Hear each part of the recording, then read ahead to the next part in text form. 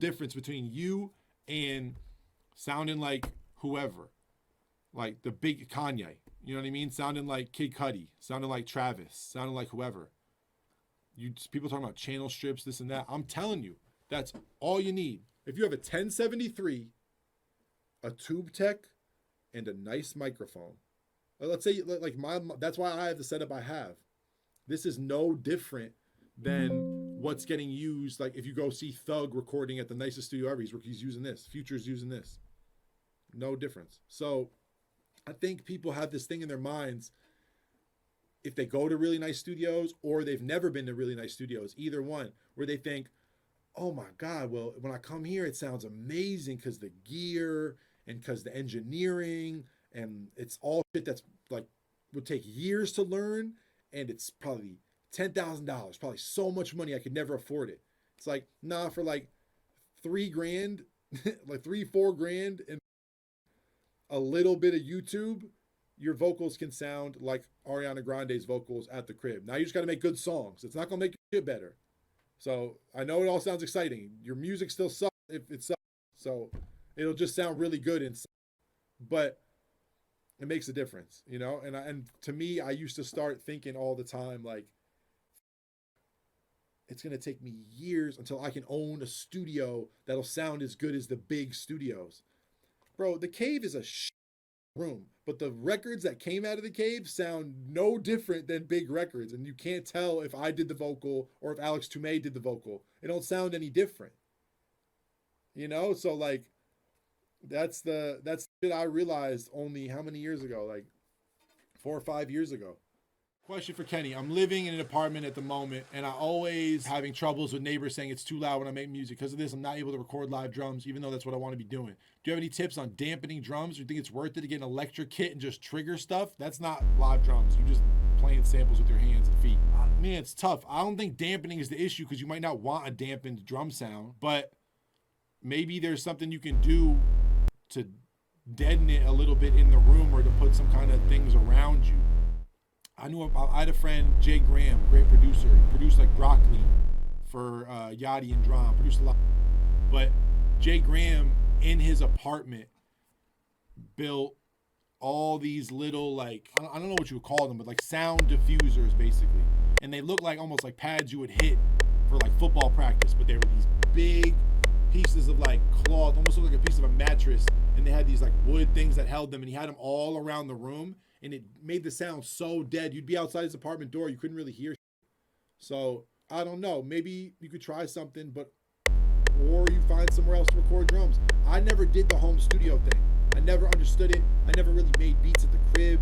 I always had like a real little rehearsal studio. When I first came to LA, I had a rehearsal studio. It was like $400.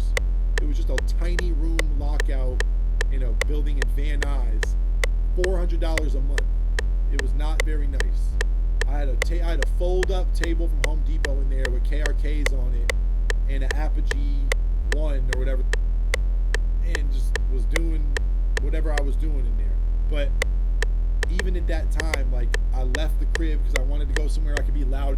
I wanted to be able to turn my speakers all the way up. I wanted to be able to make music at any hour, so it was worth it to me to just have somewhere to go.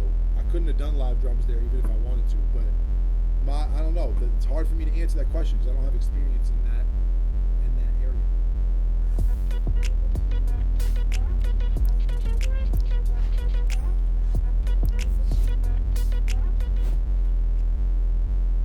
Welcome to Suno V5.5. This is our best sounding model, but more importantly, it is our most personalized model.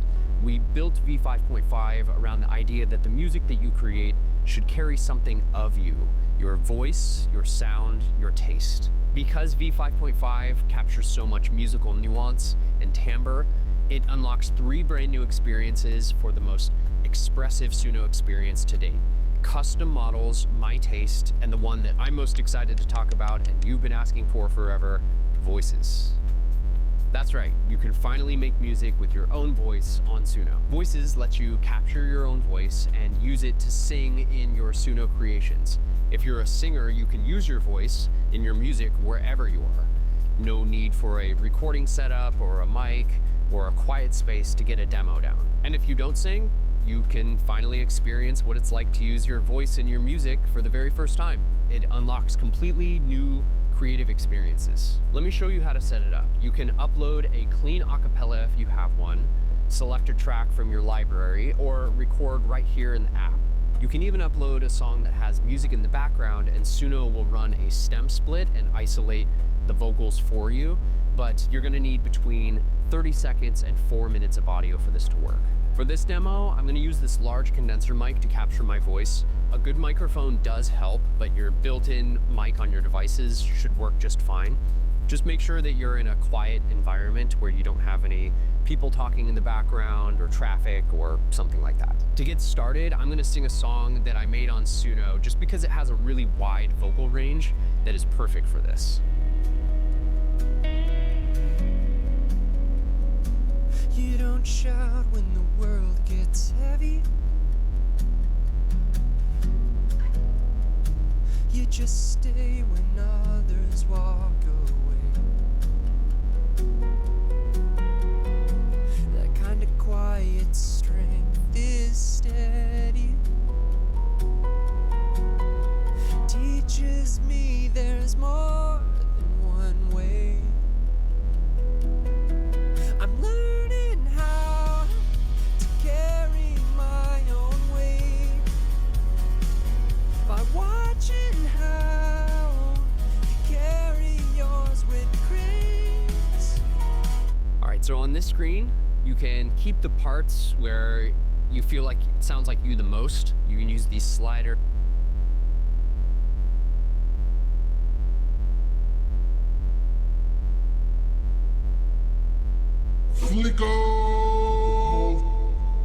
Snedeca said, would love to hear your thoughts on arrangement/songwriting. Sometimes I struggle hard with developing chords and have a hard time seeing the bigger picture when it comes to composing. Song form, I think, is where so many people get burnt out. I think arrangement is what burns out more people than bad sounds or bad ideas. Is there anybody in here who ever makes a loop or makes the start to an idea, you really, really like it, and then the more time that goes by, it starts to just feel boring, or it feels not worth it, or you feel like you don't have enough of an idea to last for 3 minutes, and then it went from something you were really feeling at the start to this isn't worth it, and then you either just close it or you delete it. Does anybody ever make something that is like what feels like the first part of a song, but feels like you don't have a whole song, and that's why you haven't completed it? Does that happen to anybody in here? I think what's so frustrating about arrangement and about songwriting is sometimes you hear a song and that song is the same beat for the entire 3 minutes.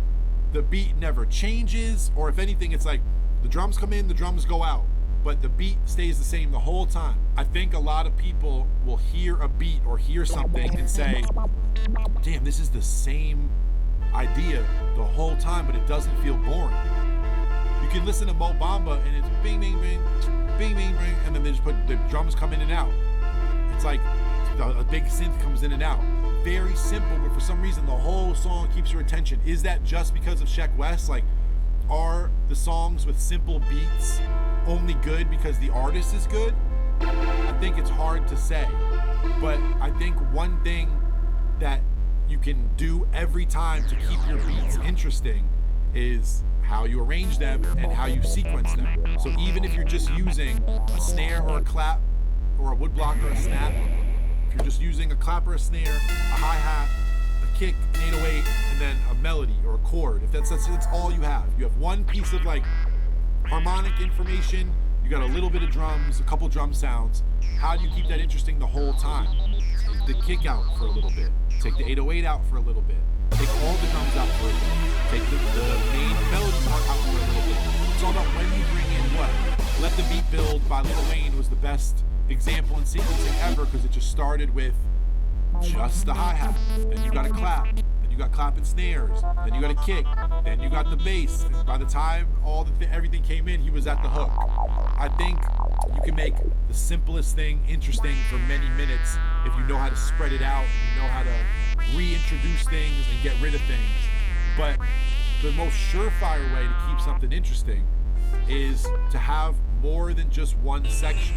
So when you talk about arrangement or you talk about song form, if your song only does boom boom boom boom boom boom the whole time, boom boom boom boom boom boom, and that just keeps looping the whole time, all you have is an A section. If you have a section that goes boom boom boom boom boom boom, and then the next section goes boom boom boom boom boom boom, now you have an A section and a B section. So you play the A section for a while, then you play the B section for a while. You have two different ideas. A lot of times those will be complementary ideas. Sometimes they can be in two different keys. Sometimes one is really simple, one is really busy, whatever it is. But when you have a section that complements your other section, sometimes the most boring idea can feel refreshing. Or sometimes an idea that feels really busy or like the wrong thing for the song or whatever, it can be made right by the right counterpoint section. For example, like I was with Leon Michaels recently, and the only idea I had was this chord change. Your clients dream big. Your agency builds bigger. Move faster. Go further. Expand. You don't need to reinvent yourself. It's already done. Base 44.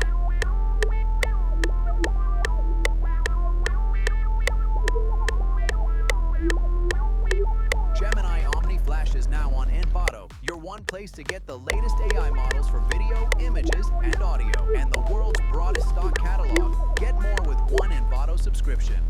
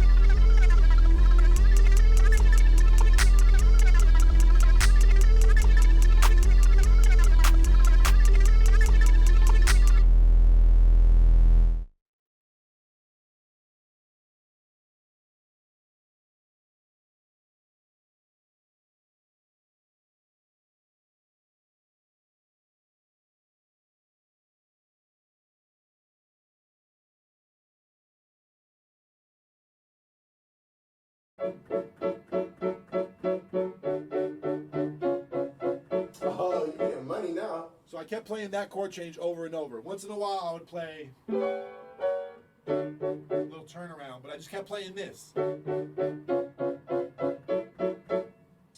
Leon sat down and was like, okay, play that same drum beat. Let's write a B section. And Leon said, boom, boom, boom. There was a bass line with it. And he just played those 3 little simple chords, and there was this bass line under it. And all of a sudden, that part felt like this kind of like breakdown, funky thing. Dum, dum, boom, boom, boom, boom, boom. And it was like this cool little, and then when you go back to this, those chords feel so good because there's a section that feels like kind of sad and scary, and it's a little more simple, and it's a little like more loose. And then whenever my section comes in, it's very full, and it feels happy, and it feels soulful, and da-da-da. And it's like the right B section can make your A section better. And if you're someone who if you make beats and you use a lot of samples, or you're using a lot of tricks to spell out chords, or you're using whatever you can to figure out a melody or chord change, and you're not necessarily someone who can just think of chords or think of melodies, you want to start figuring out how you can make a section that complements your main section. So that loop that you've been listening to for 30 minutes, and at first you really liked it and you're starting to not like it, when you're starting to not like it, make another section. Maybe just drag all the drums over, but take away the bass or the keys or the melody or the guitar, whatever it is. Just put just the drums there. And then try to write a section of your beat or of your song or whatever it is. Try to write a section where it fits with what you just made, but whenever you play out of that section back into the main idea feels like, oh my God, we're home. It feels great. It feels exciting or whatever. Having an A section and a B section will keep you from having that loop-itis sometimes. You know what I mean? You won't feel like, oh, I'm just making a simple, worthless idea. No one's going to care. Once you have a bridge or a chorus section or a pre-hook or just something that takes you away for a minute and then brings you back, you'll start to trust that idea a lot more, in my experience. And then once you've got that down, once you're making a lot of songs that have 2 different sections, 2 different parts to the beat. You don't have to be sicko mode every time. You don't have to have 3 beats all in the same song all the time.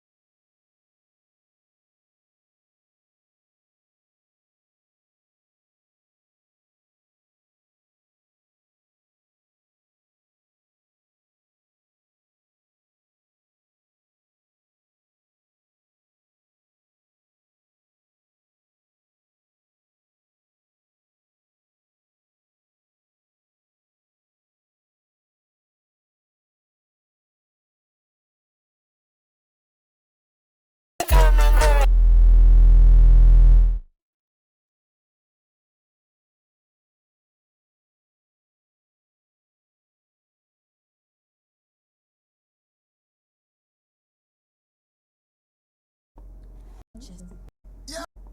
Purchase your track today.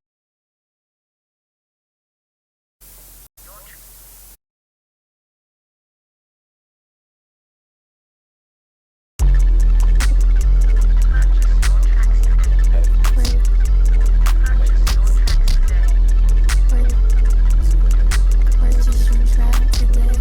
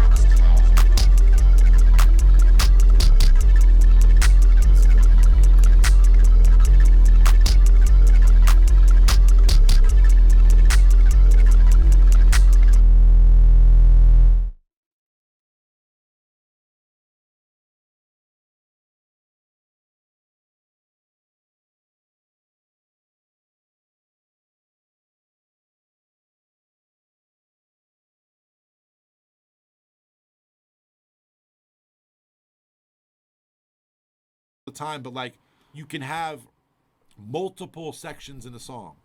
So let's say the beginning chord change is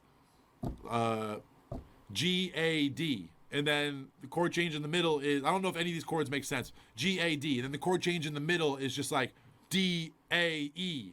And then the chord change in the hook is C, G, A, D. That might sound like, but what I'm saying is there's 3 different chord sections. So you have a chord section you play in the verse, then there's a pre-hook that go to different chords, and then in the hook, you go to some other chords. The idea is now you have an A section, a B section, and a C section. There's 3 parts. This can become an A, B, C, D. This can become A, B, C, D, E, F. This can go on and on and on, depending on your song. But a lot of times you can have the simplest idea and have a really interesting song form, amazing beat. You can have the most boring song form and arrangement ever, but have a really, really, really cool instrumental. Doesn't matter. It might be a loop for the whole song and be good.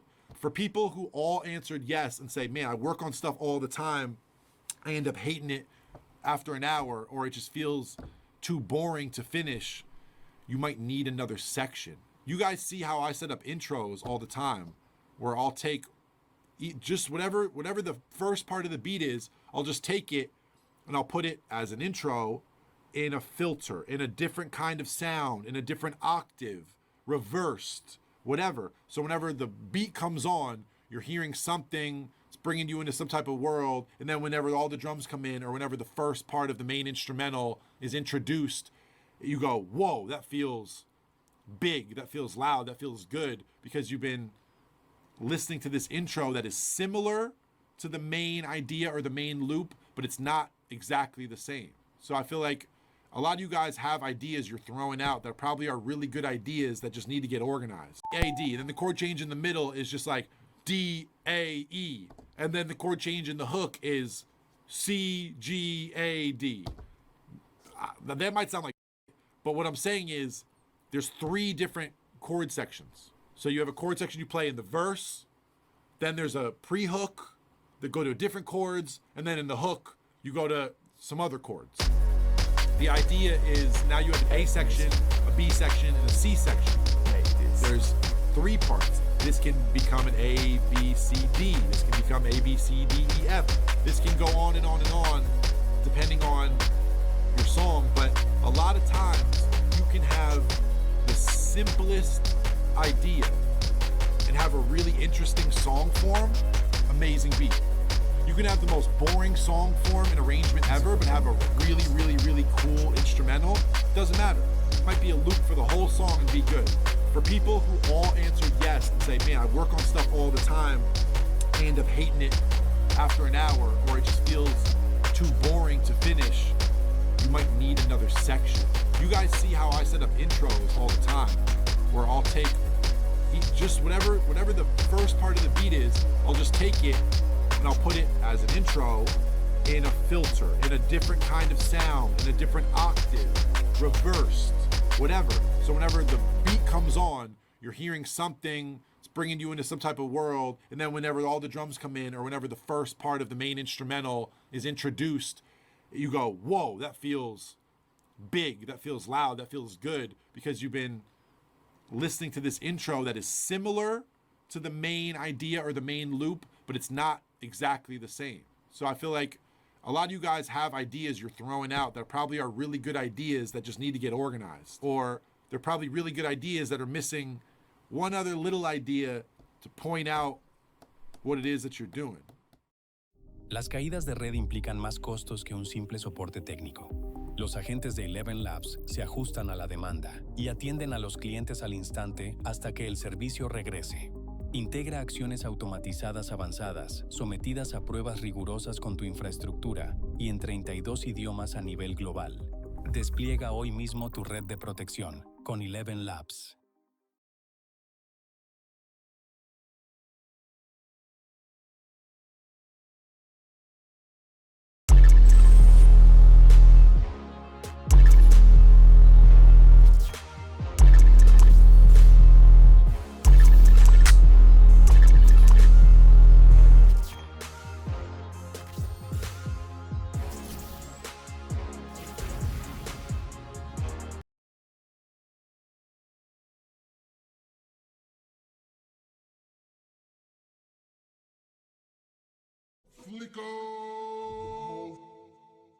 Yo, Kenny, what's your take on staying motivated when you're feeling overworked?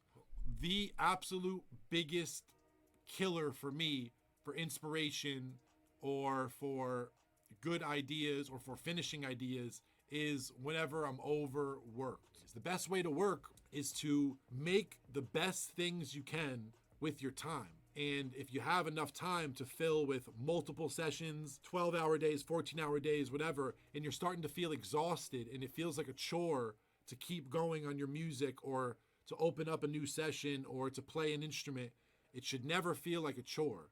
Every moment of making music is not always inspired. Every moment that you're making beats doesn't always feel like you're on to something crazy and it's going to be, you know what I mean, the greatest thing you've ever done. Sometimes you're sitting there and you're not sure, and then you turn a corner, you change one sound, you do something by mistake, all of a sudden things get really good. Things get worth it. But to be honest, burning yourself out is a really fast way to make a bunch of terrible stuff. Even though you're working every day, you're not getting anywhere because creativity and making creative decisions, you depend on sleep to do that. To read people's body language, to understand what's going on in the studio or how someone's trying to convey something to you, or an artist you're working with, a songwriter you're working with, another producer. Whenever you don't sleep, whenever you're not getting the right amount of rest, you start to lose the ability to make creative decisions. That's the first thing that goes. You got to make sure you're using your time smart. And this is something I struggle with. You got to know that sometimes it's more worth it to get sleep than to go to the session. And it's hard to realize that, especially whenever you're like me, if you really don't take it for granted and you have all these opportunities coming your way and you feel like turning down an opportunity is you not being gracious. And if you turn down an opportunity, you might never get it again.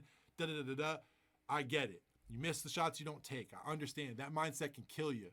But when you're overworked, you're never going to be inspired. When you're doing way too much stuff, you're not making your best stuff. And it's just the problem. Whenever you start doing quantity over quality, you start to realize that. So I'd say take your time where you can. And I know it's hard to pass up on opportunity or pass up on another session or another thing, but you want to do your best work. You want people to remember you from how good your work is, not just how much work you did. Hey, Kenny, you've spoken hypothetically and from experience about putting all your time into music. I've tried my best, but I still feel like I need to take a day off every couple of days. How do you sustain your work ethic? You got it by taking days off. I used to burn out, get back, get super motivated, put my head down, work, burn out, get back, just do that cycle over and over for years. My burnout period got farther and farther away, but I used to just work as much as I could every day, every week, as far as whoever I was dating would let me, you know what I mean? Whatever my responsibilities were and my real life would let me, whoever my management was, whatever my team was, if they didn't stop me and tell me to take a day off, I would work as much as I possibly could ever since the age of 25, and I would burn out. And to this day, I still, even with all the years of going to therapy and working on it and trying to regulate my schedule and pay attention to my health and this and that, I still overbook myself. Like I was saying, I still have weeks where I put way too much on my plate.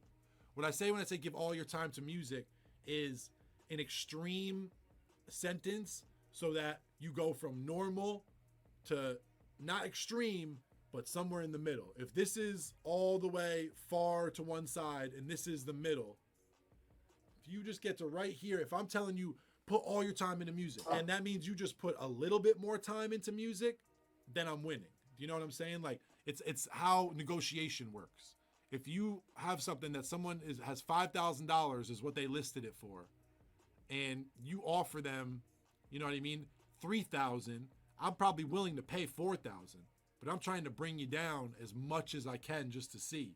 That's how I feel when I talk to you guys. Sometimes I'll tell you, hey, stop going out, stop partying, stop wasting all your time chasing people about dating, this and that. Spend 6 months, spend 1 year doing nothing but music or nothing but editing, nothing but designing, whatever it is that you do.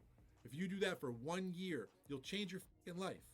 Because everybody's schedule is divvied up between work, school, music, family, relationship, friends, working out, going out. That's how everybody's schedule is. And music gets fit in where it can get fit in. If you start cutting a bunch of things out and start doing way more of music, you cut out 4 of those things. Unfortunately, family. Unfortunately, friends. Unfortunately, relationship time. Unfortunately, whatever it is. And you start replacing that with music. Obviously, that next 6 months, you're going to have done 3 years worth of music. If you were going at a normal pace and you only had this much time for music, but for the next year you made this much time for music, that's like 5 years all into one. Does that make sense? Is the math adding up? Sometimes when I say that, I just say that to mean music should be a priority. And that's only if you're really trying to do this on a big level, you're trying to get to the next step and you wonder why it's not happening, or you want to do this to pay your bills. The competition is steep. It's very steep. And best believe there's people in this chat and people in our Discord and people that are friends with me and that I know who are willing to give anything. And that means not just time, but anything to make it happen. And you gotta at least be aware of that. You don't gotta be never not working, the most extreme person ever. It's not about that. It's not about spending no time doing anything but making music. But push yourself, you know what I mean? Push yourself where you can in a healthy way. Getting sleep, taking days off is a smart thing to do. Taking time for yourself, taking time to live your life so you have something to make music about and you have something that you actually get inspired about so you go back to make music. That's very important. So it's just scheduling all this shit is gnarly. I understand it, but you guys are on the right path. You're already thinking the right way. Advice. As a producer with no portfolio / reputation, how do I connect with artists online because I'm in a rural area? No reputation, no placements, no reputation. I think it's very similar to what I was just saying. You need to create that kind of reputation. You need to create that kind of interest in yourself, which would mean making music with whoever you can, whether it's in our Discord with people and starting to get your name in something like the Beat Battle here or something online where you get a whole comment section to start seeing how talented you are, or you start working with smaller artists and posting it nonstop so everyone you know and everybody around you sees the music you're making and starts slowly telling people that you are onto something, and then maybe somebody else should work with you, and then you get a little bigger and this and that. It can all happen on the internet. It can all happen in real life, but you got to start working with people to build a reputation. You know what I mean? You don't just get a credit score out of nowhere due to like how good you managed money the rest of your life. You have to build credit. You got to buy things on a fucking credit card, then you got to pay the credit card back, and slowly you build your credit. It's the same with anything in the music industry. You got to build up that credit. You got to start working with people. Thank you. Whether it's on the internet, whatever it is, you got to start making music with people. They don't have to be big people, but you will get the attention of bigger people by working with somebody.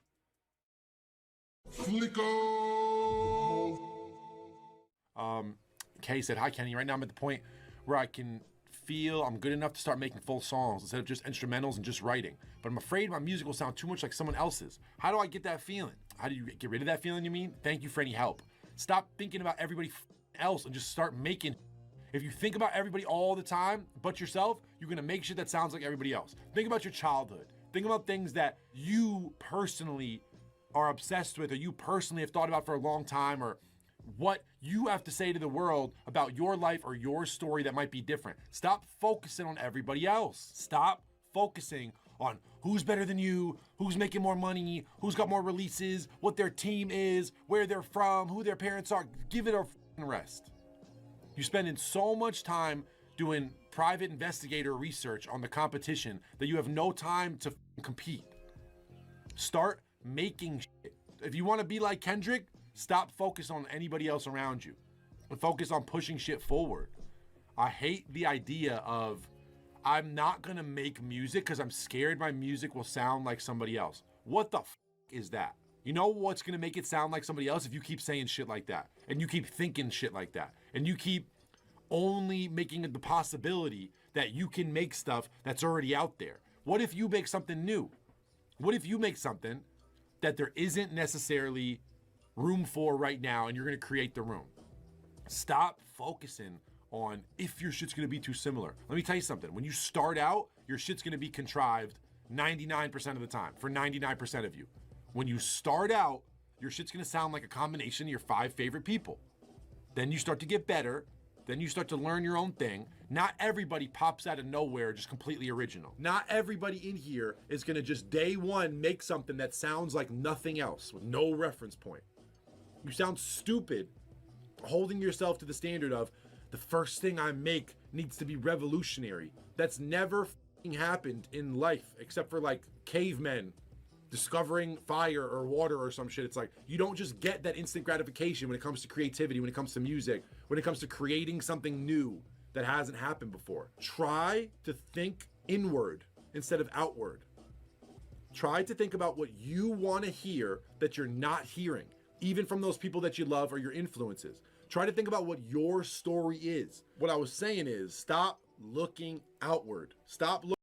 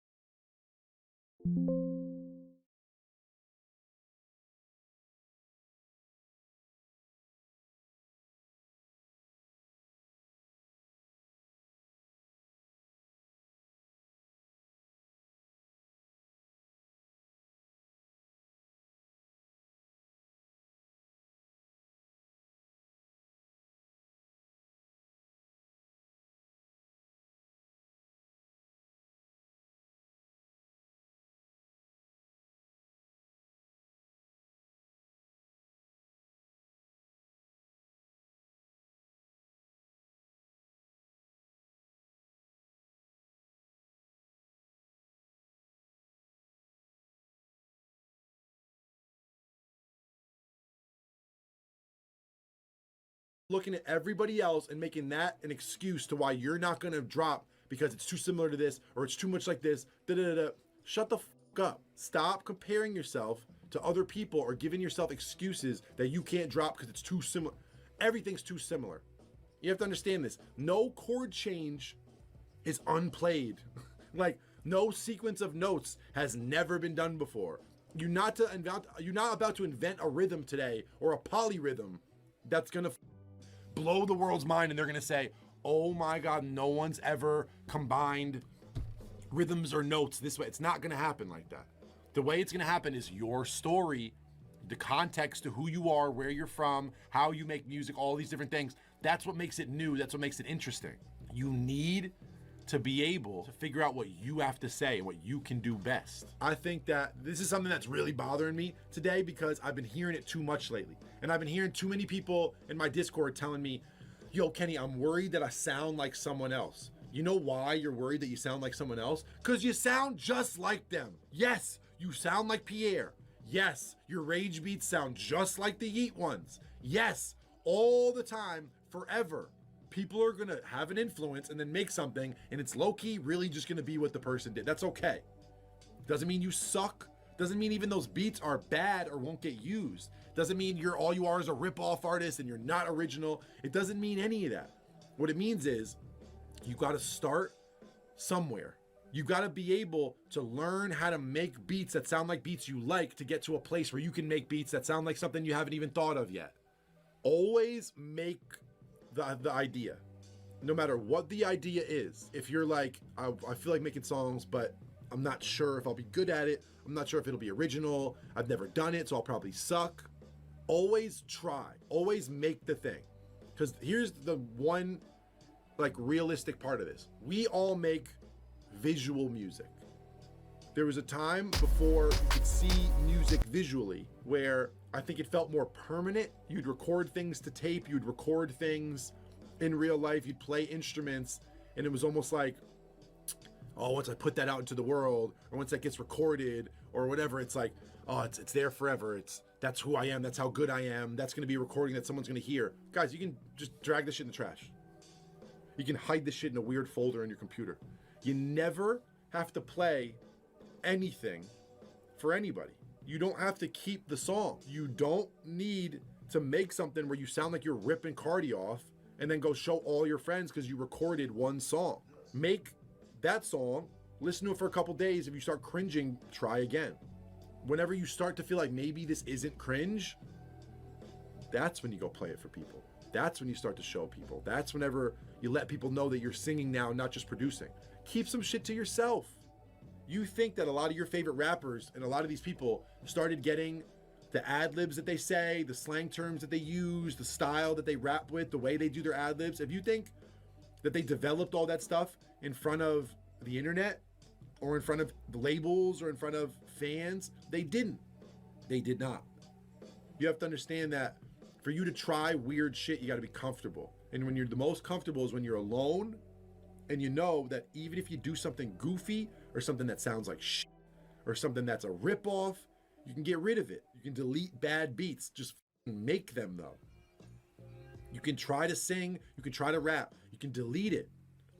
Just try it though. Just try it. Like we might figure out that you taking that risk was the best thing you ever did. You know what I mean? Like try something creatively that you haven't tried this month.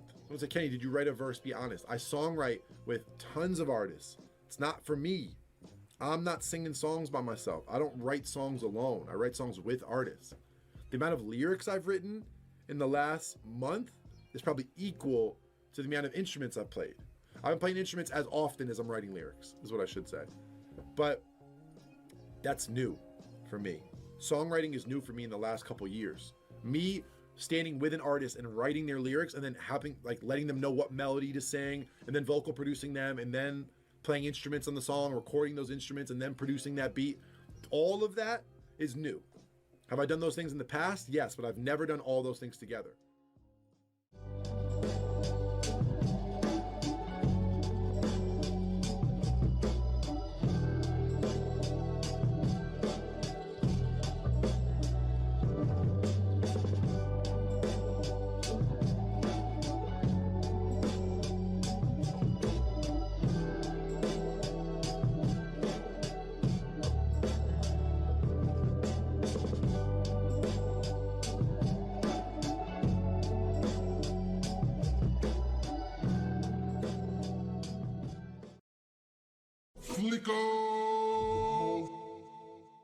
You know what?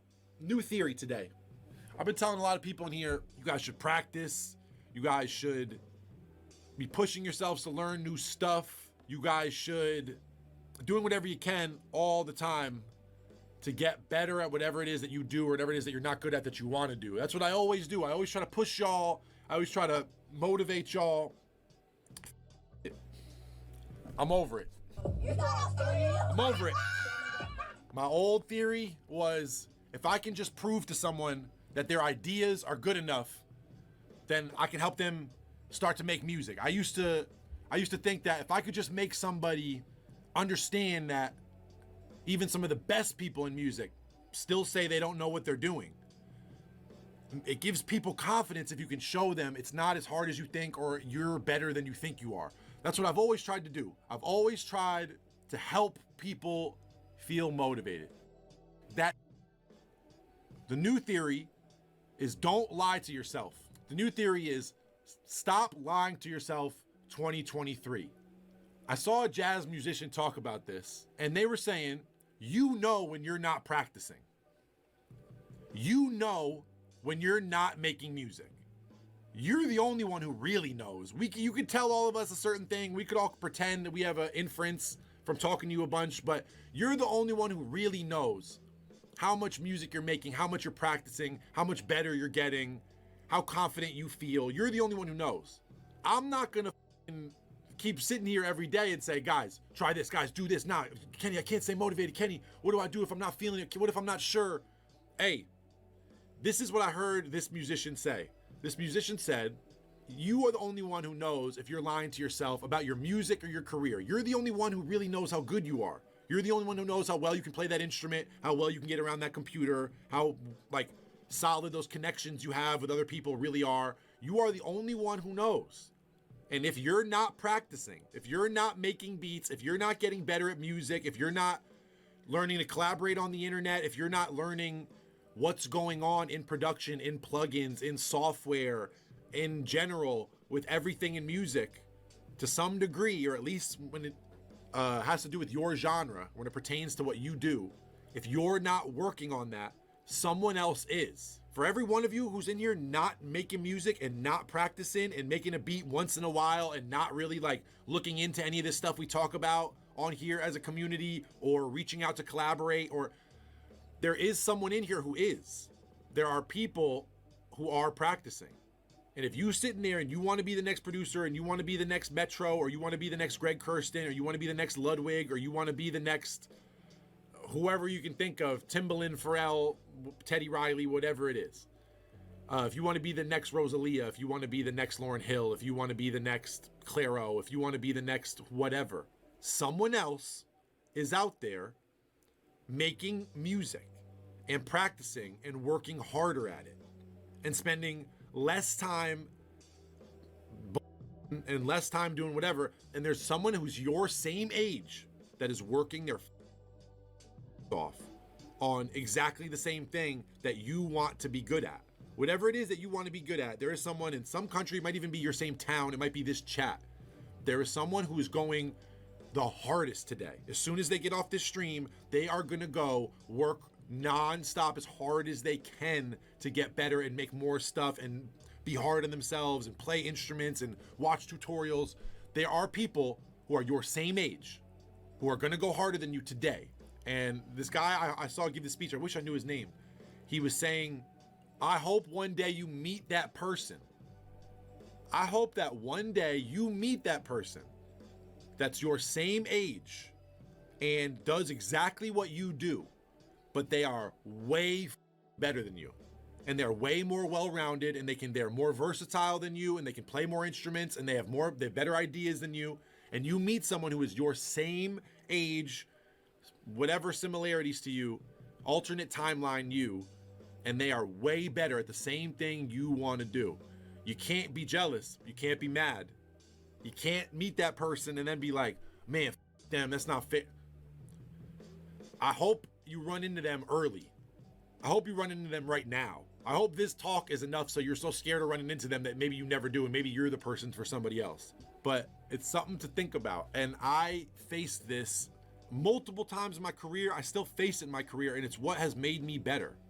It's what's brought me to the next level. If you're wondering why you feel like you're at one level with the music you're making, with the money you're making, with the followers you're getting, whatever it is that you use as a barometer, if you feel like you're not getting to the next level, the thing that always has pushed me up a notch in any point in my career, when I was making $0 to when I was making not $0, was meeting someone who was that much better than me.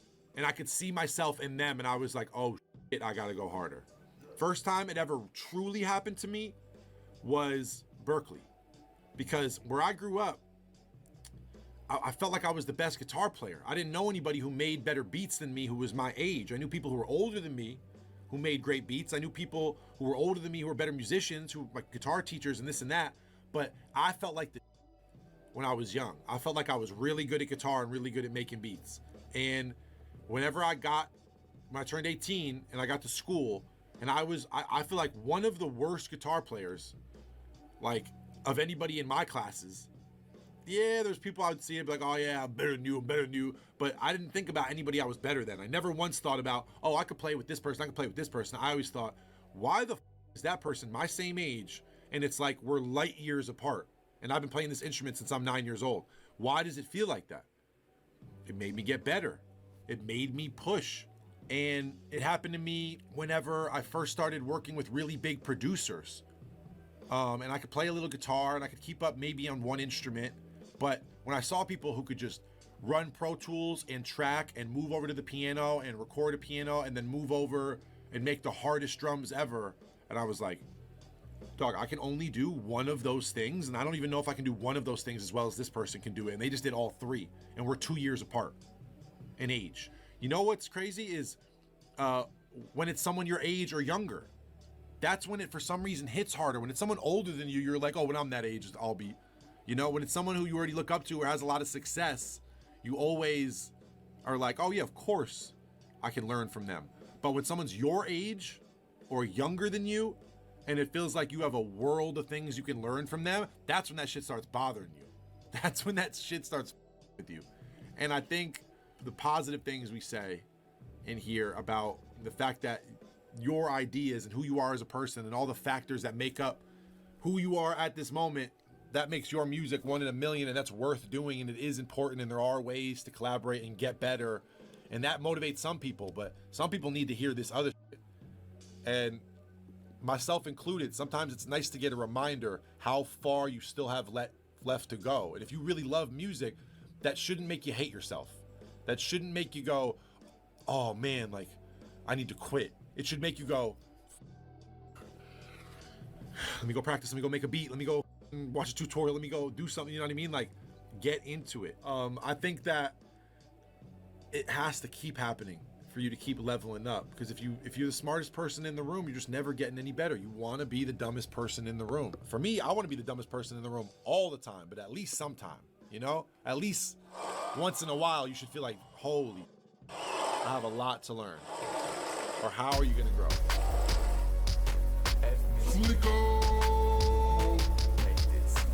B-Soul said, I'm 17 and starting to work with small artists in my city, along with working on a beat tape. However, I'm a pretty sample-based producer and I'm worried about putting stuff out because of sample clearance. Should I be worried? What can I do with no money? I never said this last year. I don't know if I've said this ever. Maybe I have and I just don't remember. But let me be honest. Until you're at a certain size, people are not going to come for you for sample clearance. Let's just be real. Bro, I don't care if you talk to a publisher. I don't care if you talk to a label. I don't care if you talk to a sync company. I don't care if you talk to a manager. I don't care if you talk to another producer. I don't care who you talk to. Until you are a certain size, people are not going to pull your songs down and people are not going to find out about them. If they get 1 million plays, maybe they will. If they get really popular, maybe they will.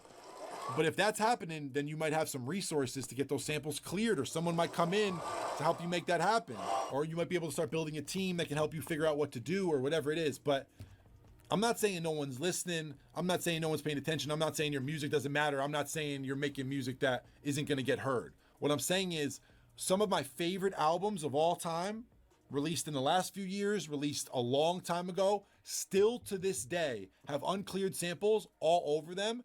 And I'm not going to say what it is, and I'm not going to say who the people are, but there's songs that if I would say it right now, this whole chat fucking loves, not cleared to this day, and there's not a lawsuit in sight, I'll be honest. Someone just said Madlib almost never clears samples. That is not even true at all. At all. That's not true. Like, there's so much intricate Madlib music that is cleared on every single track, and that's the real truth, to be honest with you. We're not going to get into specific people. Just don't say shit like that about people, because that's just as bad as snitching. That puts it in the air for people to go dig and go find out and go sue somebody. You know what I mean? But